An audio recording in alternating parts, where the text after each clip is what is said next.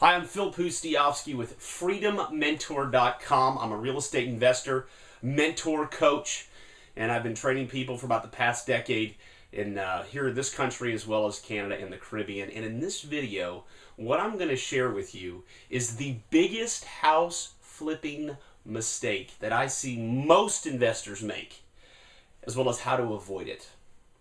And let me tell you, this is not just for beginners. This is just as applicable to experts. I see people that do 20, 30, 40 flips a year making this mistake. And here is the sad part. Most people don't realize it's a mistake at all. In fact, when this mistake occurs, typically what most investors do is blame the economy. They blame the real estate market. Sometimes they just blame their bad luck, when in reality, this mistake has nothing to do with outside factors. It has everything to do with the choices that investor makes. So before we dive in, I want to share with you a fundamental real estate truth.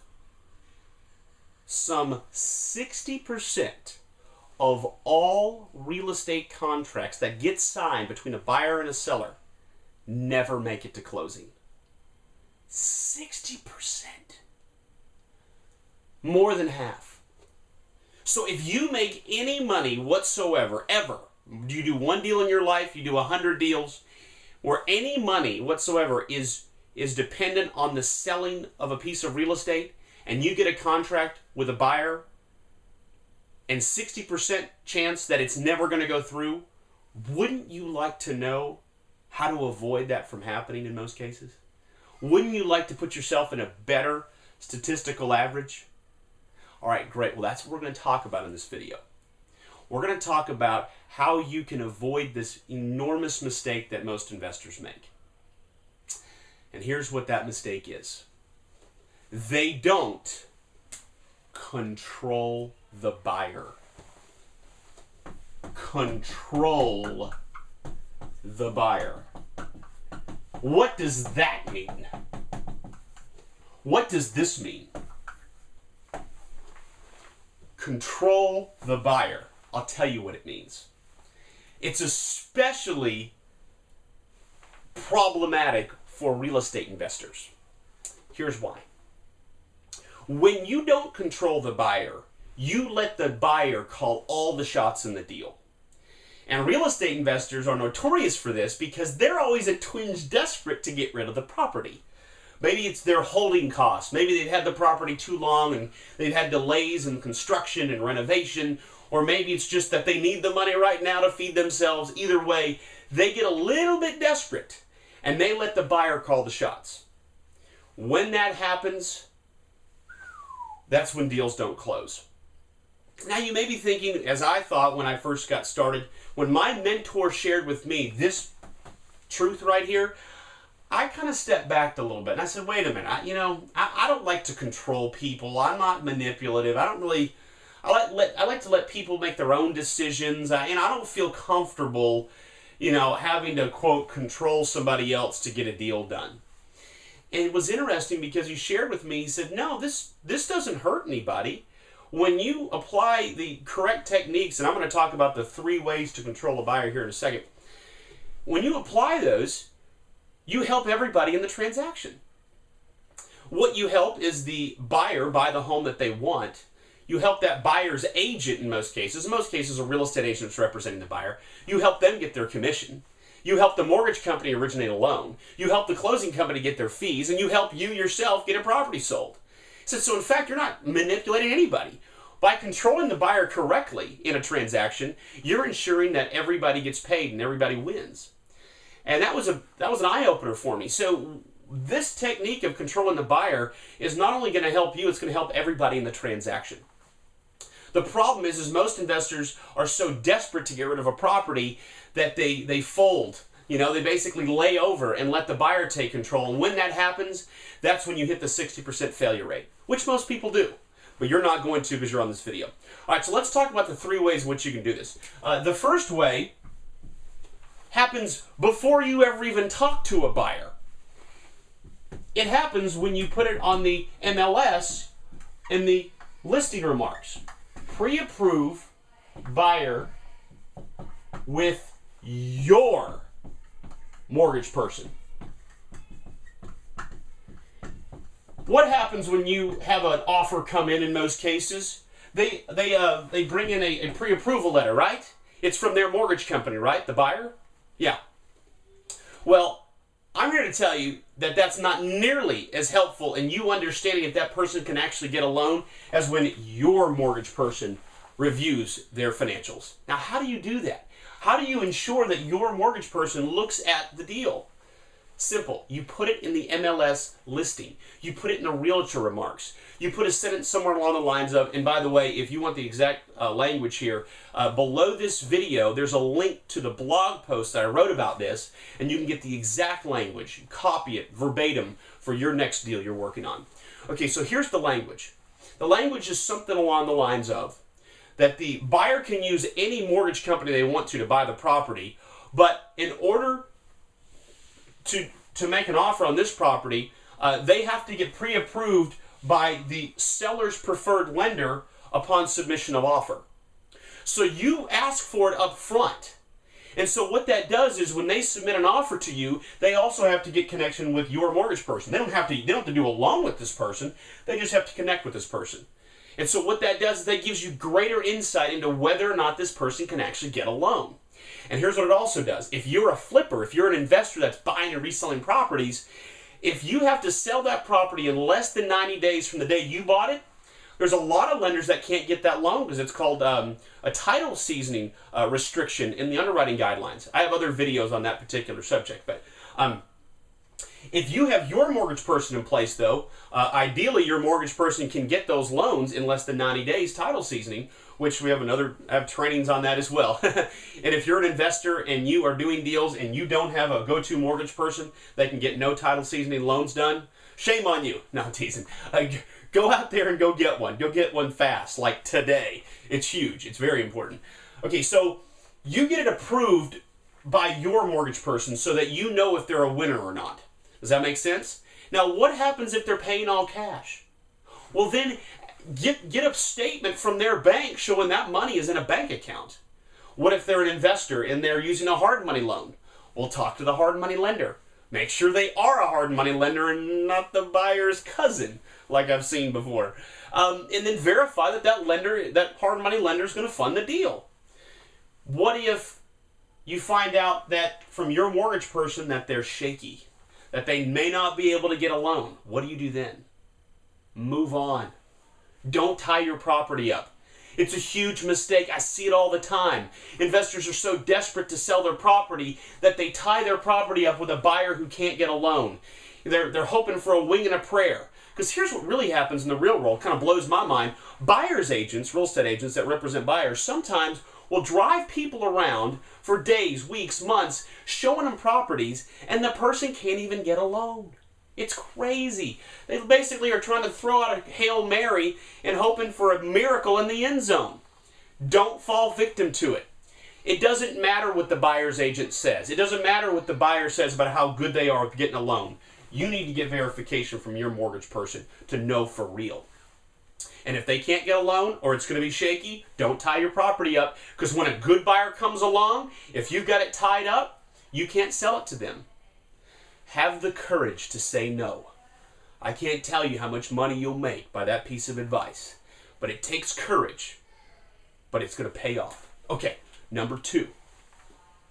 This piece of advice I'm about to tell you is the most not followed advice I give in real estate, and it blows my mind. This is going to save you tens of thousands of dollars if you listen carefully and you follow through with it. You see, I'm getting passionate now because it drives me crazy when people don't follow this advice. We've learned this lesson the hard way. We've been bitten by this so many times, you don't have to be. In other words, the stove is hot. Now, if you need to touch your finger on the stove to know that it's hot, then you're going to learn this lesson the hard way. Or you can just take my word for it that the stove is hot, it's going to burn your finger, and it's going to hurt. Okay, are you ready? All right. Require. I'm going to use that word here because if I don't write it down, you may not remember that part. require non-refundable earnest money. Non-refundable earnest money. What that looks like in the real world, though, is that you want to have some sort of provision in there. And by the way, you can go back to that link just below this video that takes you to the blog post and get the exact language to put in your contracts. But you're going to require non-refundable earnest money once the inspection period is over. So you give them the time to go inspect the property, and if they don't like it, they can get their earnest money back. But after that inspection period, that earnest money becomes non-refundable. I can already hear the naysayers. Whoa, wait a minute. You know, it doesn't always work that way, Phil. I mean, some buyers won't agree to that. Okay. Well, after over 1,000 transactions that we've been a part of the past decade, I can say unequivocally that if a person won't put down non-refundable earnest money after the inspection period, they're not serious about buying your property anyways, or they are scared they won't be able to get a loan. In either case, you don't want to tie your property up with them anyways. Because see, here's what happens in the real world. What they'll do is they will submit an offer, and if you don't require non-refundable earnest money, they have no real skin in the game. And they'll tie you up for 30, 60 days, and if the loan doesn't go through, they get their earnest money back and you're out 60 days of holding costs. Happens all the time. But when you require non-refundable earnest money, if they can't get that loan, you get to keep that earnest money, and that helps offset your closing or your holding costs. Or you can still give them the money back if you feel like it, but at least you have more control. And I'll say this as well. When somebody's got non-refundable earnest money in the game, they're more committed to find a way to get a loan closed. It's that simple. So you're going to hear from other real estate agents, especially buyer's agents. They're going to say, well, you know, in my 10 years of real estate, I've never heard of such a thing, and I've never allowed my buyer to do non-refundable earnest money. When they give you that spiel, which we've heard 100 times, here's what you say, and do it with all sincerity. There's a first time for everything. You see, you're not going to tie your property up with refundable earnest money because your property is too important for that. This right here is the essence of controlling the buyer. When you get non-refundable earnest money, if you did nothing else right, if all you did was this, step 2, bingo. Well done. I'll tell you, buyers and buyer's agents will do everything under the sun to weasel out of this. They will spend hours trying to figure out how to weasel out of this. But if they're serious about buying the home, they'll do it every time. The home I'm sitting in right now, I put non-refundable earnest money down when I bought it. Okay? If you're serious about buying a house, you put non-refundable earnest money down on the house. So I practice what I preach. Not only do I demand it from people that are buying my houses, I did it when I was buying a house. Okay? So there you go. All right, so that's step 2 in the controlling the buyer. The other way you can control the buyer, and this one right here is sometimes case-by-case basis, but it's still pretty important to clarify, and that is your post-inspection response. Okay, so if you are buying houses and reselling them to first-time home buyers especially, or people that don't buy houses all that much, even investors in cases, when an inspector goes in and does an inspection, they typically find a whole bunch of problems. And when they provide that report to the prospective buyer, the buyer typically freaks out. They read all these things, oh my gosh, oh, the house is going to fall over tomorrow, and they're freaking out. Now, where does that come from? Well, a little bit of background into this. Inspectors. Hey, I love inspectors, nothing against them. But in many cases, they have to justify their job because somebody pays them $300 to go do an inspection report. Well, what if they came back with a report that had nothing on it? What if it was a blank piece of paper? They said, you know, the house is perfect. It's brand new. There's no problem with it. The person would get ticked off, wouldn't they? They said, why did I pay you $300 for a blank piece of paper? Right? So the inspector has to justify their job in some cases. Now, in other cases, they do legitimately find real problems that the buyer needs to know about. And in fact, it's stuff you may not have known about either as the person selling the property. And so there are times where that inspection report is critical. But what's more important is not the inspection report, but how you respond to it. I'll tell you, there's 3 ways in which most people respond. No, excuse me. 3 ways that they respond. The first one is how most people respond. All right, here's what it looks like. The inspection report comes back. The buyer's agent writes down a laundry list of things that need to be done. And then they send it to you. And they demand it must be done by a licensed and bonded electrician and licensed and professional plumber and da-da-da-da-da-da. And then what the seller does is they freak out. They go make a bunch of phone calls and they just start systematically trying to fix everything as fast as they can so the deal will close. That's option 1. You can be frantic about it. That's the opposite of controlling the buyer, as you probably would have guessed from my tongue. All right, so the second way you can handle your post-inspection response is you get non-refundable earnest money. And so when you get that inspection list, you start chipping away at it, but you know that if the person doesn't buy, at least you have some non-refundable earnest money to offset those additional expenses and out-of-pocket money you just put forth to fix the house up, right? Now, that's not a bad response, and there are some situations where that may make sense. But I'm going to show you the best way, the controlling the buyer way to do it. Ready? And this is the way that we teach most of our students do it on most deals, and it requires no money out of pocket. Are you ready? Okay, good. Here's how you do it.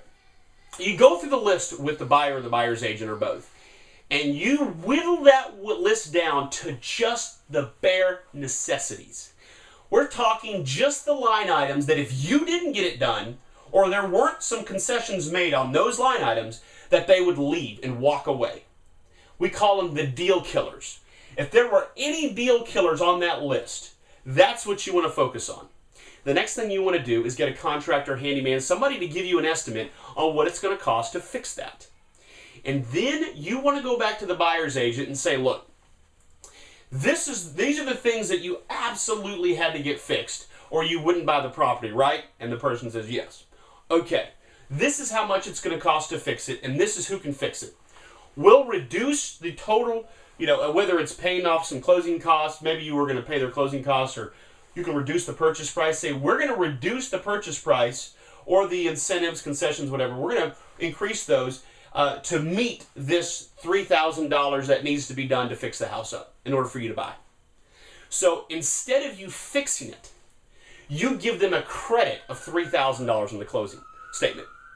Here's what that does for you. Number 1, it means you don't have to worry about bringing any more money out of pocket to fix anything else up on that house because it's time for you to get that house sold, right? Number 2, it means you won't have any delays from any contractors that may try to fix the property up and then call you up and say, yeah, we're having some problems here. Da, da, da. Now, you avoid all that. You literally just give them a credit on the closing statement. And here's the beauty of that. They may think that's the best win of all because they may not have wanted those things fixed anyways. They would have still bought it even if you would have said no to everything, but instead you're giving them some extra money. It's real and it works. So now they may have the decision whether to never fix it up at all. They may take that extra $3,000 and go on a vacation with it. Who knows? Who cares? The point is you got the deal closed. You controlled the buyer. Does that make sense? All right, so I hope you enjoyed this video. The key component of this is that the biggest house flipping mistake investors make, both beginners and experts alike, is that they don't control the buyer. But you can because you watch this video. And the way you're going to do that is by pre-approving the buyer with your mortgage person, by requiring non-refundable earnest money, and by having the post-inspection response of giving the person concessions or credits for the bare essential deal killer inspection items. All right, well, I'm Phil Pustiowski with freedommentor.com. And if you have any more thoughts on this, I want to hear them. If you've been burned before, if you totally disagree with me, I'm all ears. Because if you can share with me things that I've never heard before, I love it. I'm all ears. You'll see from our other videos, I'm always commenting back and forth. I love to hear the feedback from those that are watching these videos. And if you want to learn more in depth on the exact clauses to use, go to that link just below this video and go to that blog post I put together so you can see the actual test. You can copy and paste it for your own deals. All right, I'm Phil Pustiowski, freedommentor.com. Check out our other videos as well. See what we're doing. And if you'd like to work with us on more of a one-on-one basis, then go to our website. You can apply to become our next apprentice because we're always looking for new people in different areas. And we have some people already taking up certain areas. But it's a big country out there in the Caribbean and Canada. There's a lot A lot of deals to be had out there. All right. Thanks so much for your time, y'all.